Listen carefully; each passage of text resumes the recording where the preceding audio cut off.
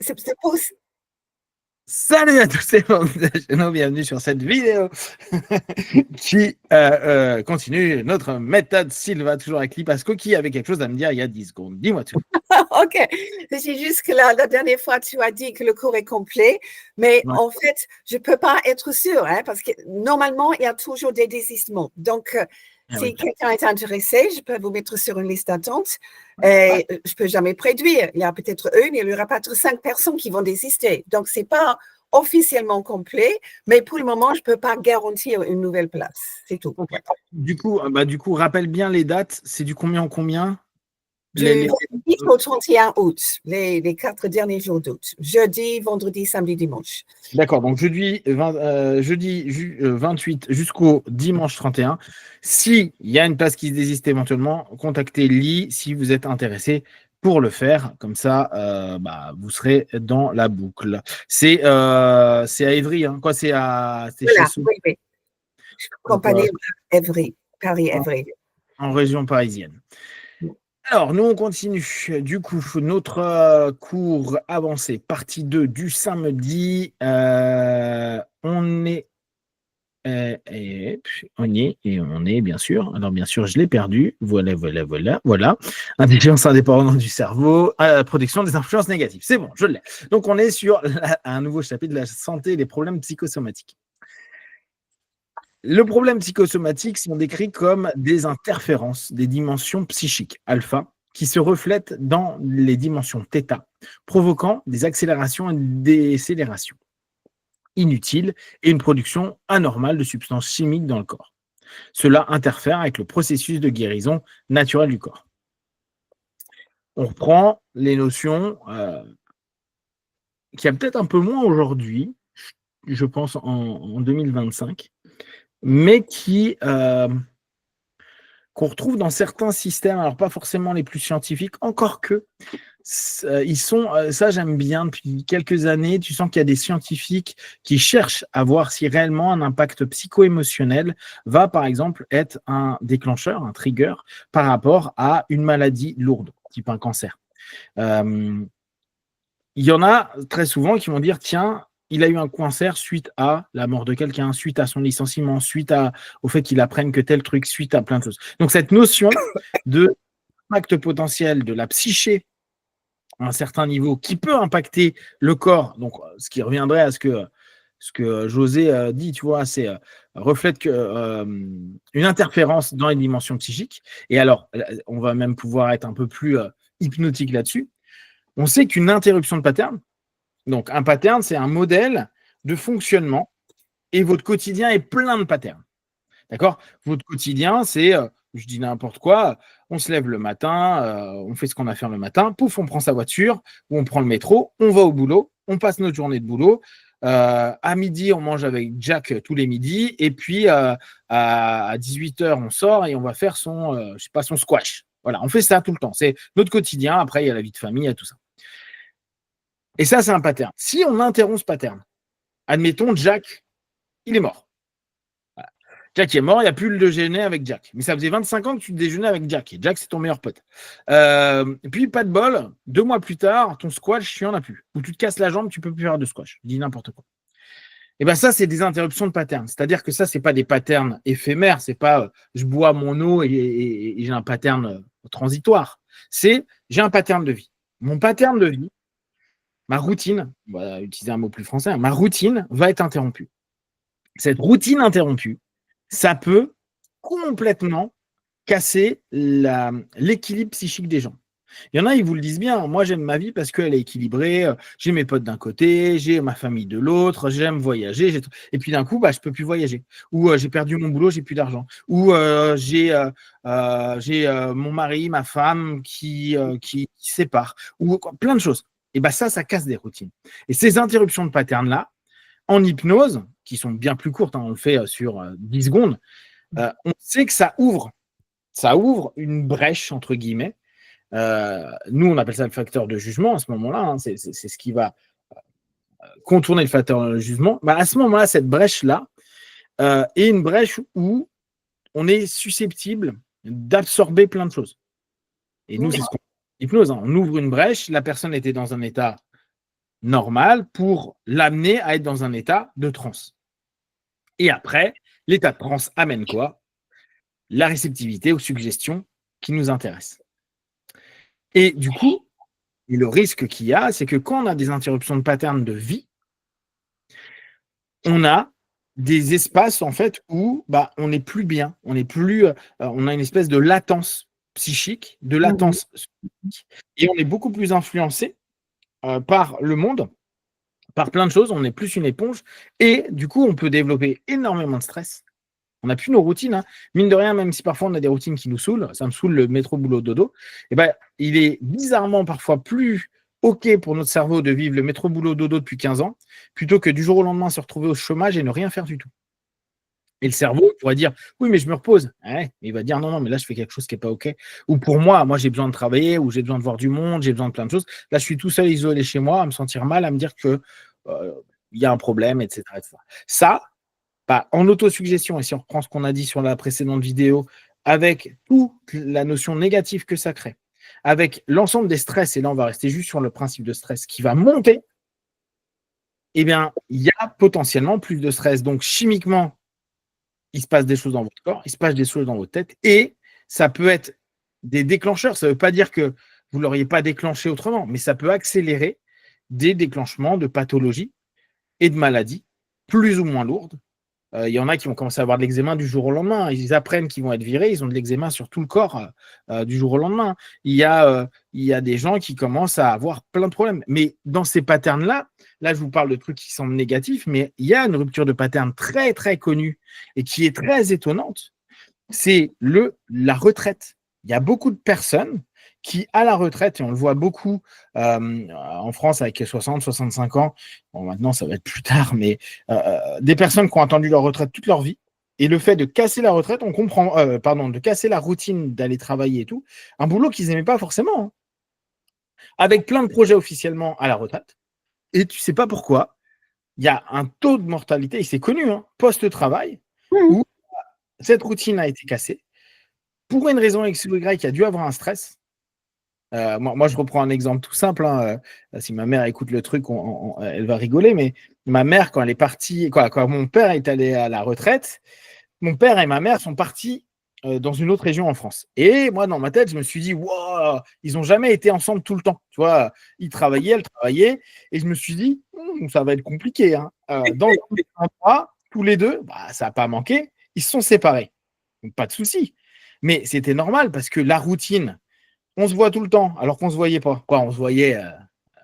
Là, c'est 24 sur 24. Avant, tu te voyais un peu le matin, tu te voyais pas, tu te revoyais un peu le soir et tu te voyais le week-end. Tu vois. Là, d'un coup, tu as quelqu'un que tu vois tout le temps, avec ses propres routines, ses propres habitudes. C'est hyper dur. Et là, rien que cet élément-là, ça cassait une routine.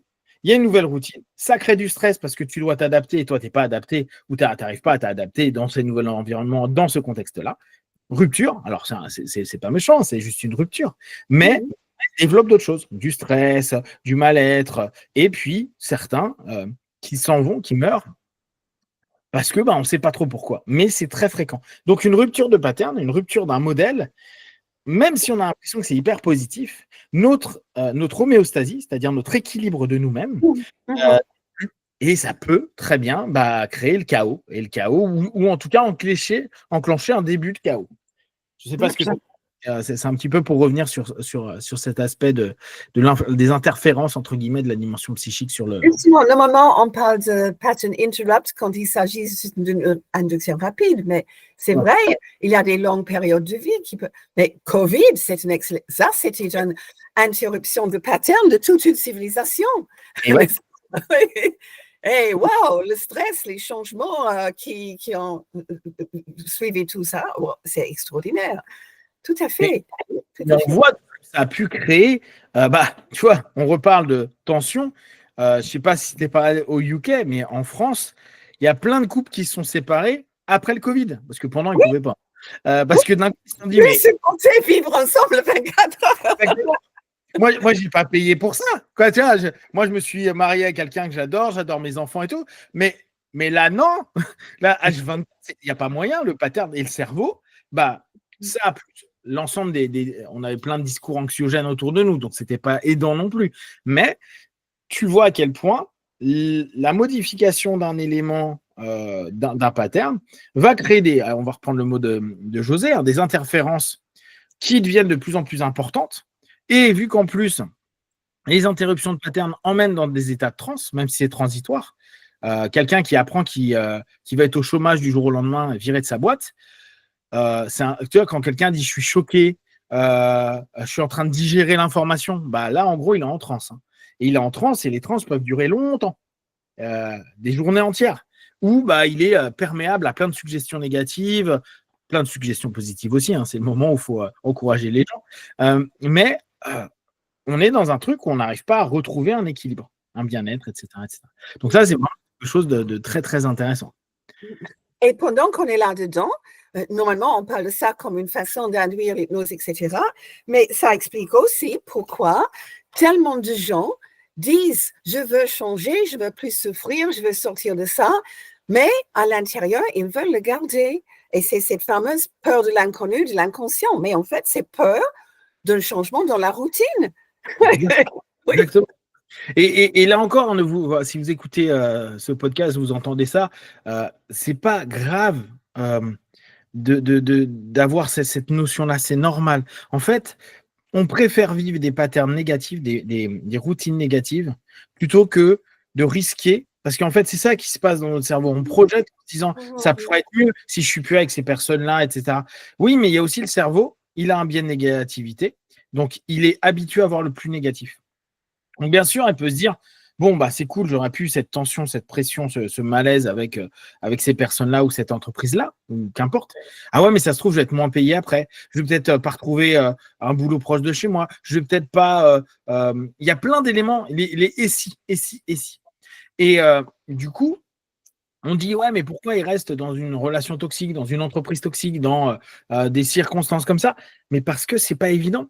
Parce que, à moins de le faire sur un coup de tête, et d'ailleurs, c'est ce que font beaucoup de personnes, genre, et au bout d'un moment, ils réfléchissent plus. Ils disent, j'en peux plus, c'est pour ma survie psychique ou même physique, dire, je m'en vais. Et souvent, ça, c'est vraiment à l'arrache. Si c'est de chez eux, ils prennent un sac et ils oublient le trois quarts des choses. Si c'est dans une entreprise, ils reviennent plus ou ils gueulent sur tout le monde, ils disparaissent. Parce que le problème, c'est que le fait de sauter dans l'eau, parce que c'est ça qui se passe, c'est que vous étiez tranquille dans une eau qui était tiède, même si elle était un peu trop chaude ou un peu trop froide pour vous. Mais là, vous allez aller dans une eau que vous ne connaissez pas, avec des profondeurs que vous ne connaissez pas, peut-être très chaud, peut-être avec des courants, peut-être très froid, et vous ne savez pas ce qui va se passer et votre capacité à vous adapter.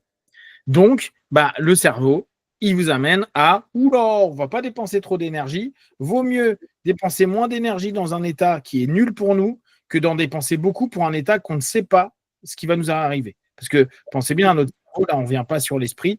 Dans le cerveau, il y a ce qu'on appelle le besoin d'économie d'énergie. Notre cerveau est organisé pour qu'on dépense le minimum d'énergie. Si on commence à s'emmener dans un cheminement qui dit « wow, ça va être dur les semaines, les mois à venir », la relation toxique ou l'entreprise toxique dans laquelle on est plus acceptable. Ouais, mais tu te fais frapper. Ouais, mais tu es exploité par ton employeur. Ouais, mais. Oui, tout à fait. Mais ça, c'est connu, c'est géré ou très mal géré. Tu peux très mal le vivre. Mais derrière, c'est moins énergivore, problématique et anxiogène qu'un nouvel environnement dans lequel on ne sait pas si on va être capable de s'adapter. Donc, on reste dans des schémas qui sont malheureusement parfois destructeurs pour nous. Oui, mais n'y a-t-il pas aussi dans le cerveau quelque chose qui est à l'opposé, quoi?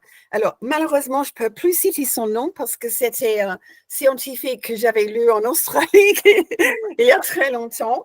Mais oui, il proposait effectivement que nous avons chacun en nous un besoin de rester en sécurité avec ce qui est connu, mais un autre besoin de chercher du stimulus, du niveau, de l'excitation, etc. Et que la plupart des gens sont quelque part dans ce spectre. Mais on voit ça justement dans les gens qui sont toujours en train de voyager dans le monde, de chercher des aventures, de faire les sports extrêmes où ils sont en danger. Alors là, évidemment, ils n'ont pas peur de l'inconnu. Ils cherchent l'inconnu parce qu'ils cherchent un stimulus. Et s'ils n'ont pas assez de stimulus, là, ils sont malades. Donc, donc, La plupart de la civilisation respecte plutôt justement rester dans l'inconnu, c'est moins dangereux, c'est plus économique, etc. Mais il y a aussi un autre extrême. Oui, ouais, je suis d'accord. Après, il y a un élément tout bête qui là aussi modifie beaucoup de choses, c'est l'âge.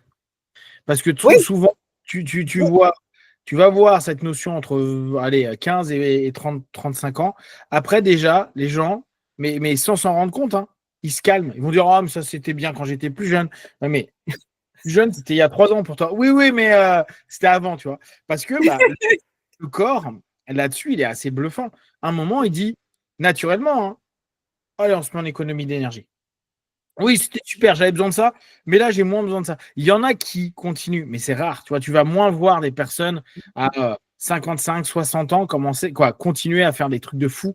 En général, ils vont être profs de ça. Tu vois, genre, j'adore ah faire oui, oui, ça, je vais faire ça, mais moins quand même, voire beaucoup, beaucoup moins. Parce qu'il y a un truc qui dit, ouais, j'ai moins le corps. Tu vois, moi, je le voyais dans les arts martiaux, dans plein de choses, où tu vois que ils aiment toujours ça, mais bon, ils vont beaucoup moins au charbon, hein, ils vont moins se mettre dessus. Parce qu'il dit, quoi, il y a le cerveau et le corps, il dit, je suis pas sûr que là, je vais encaisser. Tu vois, et c'est pour ça que la notion d'énergie, elle est hyper importante. Hum, hum, Tu peux récupérer rapidement. Quand t'es gamin et que tu tombes, on va dire, t'aimes faire tu vois, par exemple, il y a très peu de skateurs qui ont plus de 50 ans. Parce que le skateboard, c'est génial, sauf que le problème du skateboard, c'est que tu tombes. Et tu veux faire des figures de malade, bah, le problème, c'est que déjà ton corps, faut qu'il arrive à suivre les figures de malade, et que le 3/4 des mecs qui ont fait beaucoup de skate, ils n'ont plus de genoux, plus d'épaules, plus rien, parce qu'ils sont tombés 15 000 fois, ils ont mal partout. Et du coup, ils adorent les sports extrêmes. Toi, ils faisaient des figures de tarés, des 360 et tout, mais ils le font plus maintenant, parce que déjà, physiquement, ils n'y arrivent plus. Et que surtout, quand ils tombent, avant, ils arrivaient à ressortir de l'hôpital en 2 semaines, là, ils doivent rester 2 mois pour la même blessure. Donc, c'est ça qui est intéressant. Mais là encore, je suis d'accord avec toi, hein. Le rapport, et on revient sur purement Sylvain, hein, quand vous avez cette notion d'être bloqué, et là encore, vraiment, ne vous en voulez pas. Oui, vous vivez une relation toxique, oui, vous n'arrivez pas à dire non, oui, plein de choses. euh, Ça se comprend complètement. Le tout, c'est de se dire, et là-dessus, la triptyque de Sylvain, elle est intéressante, de se dire, OK, c'est quoi mon désir?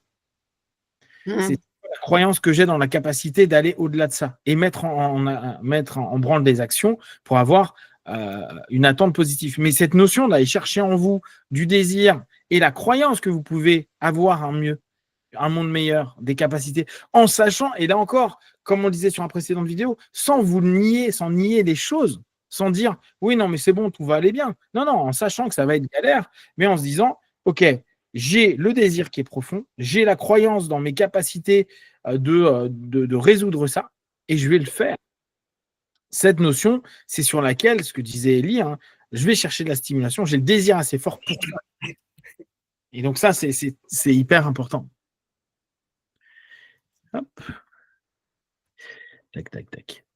Donc, sur santé, problèmes et problèmes psychosaux, en entrant en alpha et en contrôlant les sens psychiques, il est possible de corriger ces interférences et d'accélérer la guérison. Donc, ça, c'est un des éléments qu'on vous fait très souvent. Ah, tes souhaits, ça va bien? Une dernière oui, fois? c'est très, très rare que j'éternue une seule fois. Normalement, c'est quelques fois 3, mais voilà. Ça bon, et toi, c'est fini. C'est bon, c'est bon. Donc, il est possible de corriger ces interférences et d'accélérer la guérison. Donc ça, c'est un des éléments qui est souvent proposé. Déjà, le fait de vous mettre en alpha crée davantage de relaxation, ce qui diminue les phases de stress, ce qui, au travers de ça, peut déjà rien que ça permettre de sentir mieux par rapport à un ensemble d'éléments problématiques. Parce que quand vous êtes malade, pas bien et autres, votre corps, il est stressé, il n'est pas OK sur plein d'éléments. Donc ça peut être un gros plus. Cela transforme la maladie psychosomatique en santé psychosomatique. Ça, c'est sympa, le switch qu'il propose. Donc, Oui. le recadrage, maladie psychosomatique. Bah, s'il y a une maladie psychosomatique, il peut y avoir une notion, une santé psychosomatique. Le corps est un mécanisme parfait, ça on est dans la notion de José là-dessus, et les interférences psychiques sont la cause des déséquilibres. Donc là, lui, il parle de déséquilibre psychique, c'est un des éléments. Maintenant, on sait qu'avec la bio, il n'y a pas que ça, mais plus vous renforcez votre psyché, plus vous diminuez, en tout cas, en restant toujours dans le principe Silva, plus vous allez en alpha, plus vous diminuez les phases de stress, plus vous diminuez la sensibilité à un ensemble d'éléments. Un système qui n'est pas stressé, un système qui hormonalement est équilibré, et donc un système qui logiquement ne va pas envoyer un paquet de protection dans différentes parties du corps. Donc si, admettons, il y a une maladie lambda, là on prend un truc tout bête, une grippe ou autre qui arrive, et qu'on n'est pas stressé, très peu stressé, bah, notre corps il peut se protéger de ça.